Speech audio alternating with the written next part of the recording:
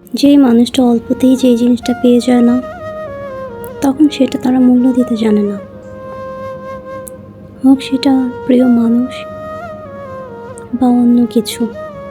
হয়তো কোনো একদিন তুমিও সেটা বুঝবে, কিন্তু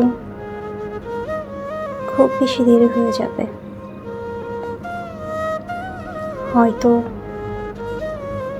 5 বছর পর বুঝবে, না হলে 1 যুগ পর বুঝবে, কিন্তু বুঝবে। তখন খুব করে বলবে, ইস, ওর সাথে যেই কাজটা করেছি আমি হয়তো ঠিক করিনি। সেই জিনিসটা যখন তুমি বুঝতে পারবে, হয়তো তখন তোমার পাশের মানুষটাকে আর পাবে না।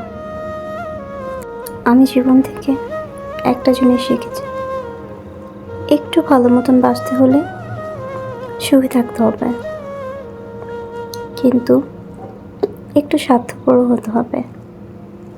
যে যত স্বার্থপর সে ততই সুখী। কারণ আপনার জীবনে কষ্টের কারণগুলো অন্য কারো হাসির কারণও হতে পারে। আপনি বিপদে পড়লে সবাই তখন বলবে, ইস, ওর সাথে যা হয়েছে এটা ঠিক হয়নি।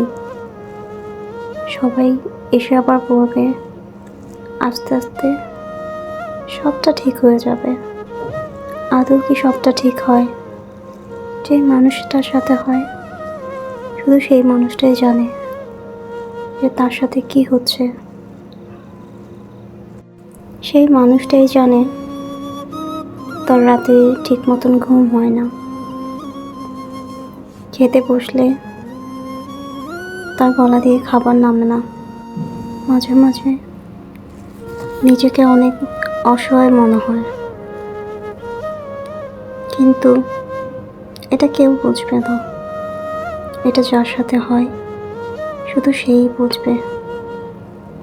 একান্তই ব্যথাটা নিজেরই হয়, অন্য কারো না। যাই হোক, অজান্তে অনেক কথাই বলে ফেললাম।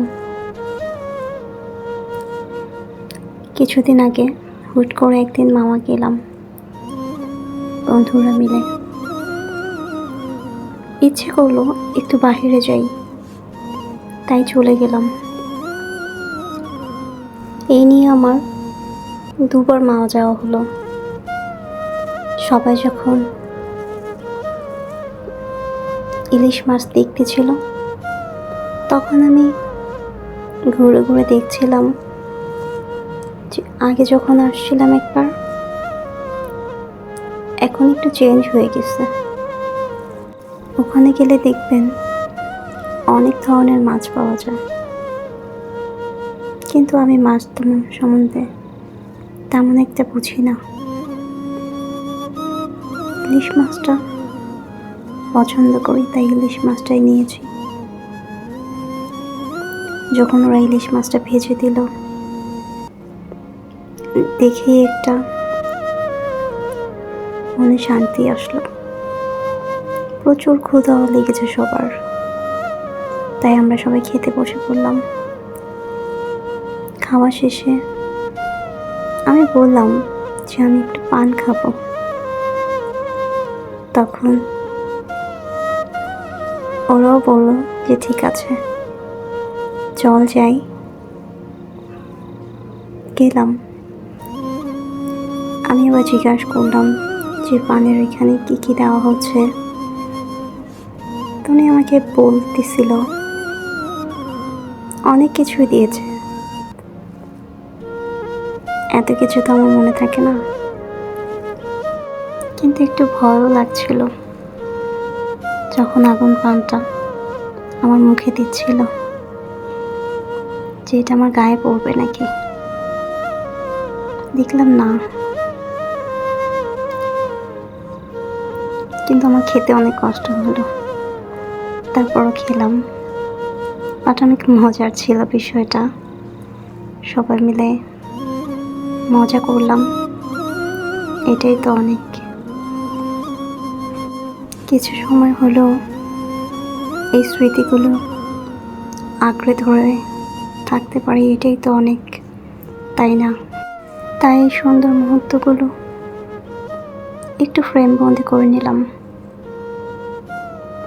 বলা তো যায় না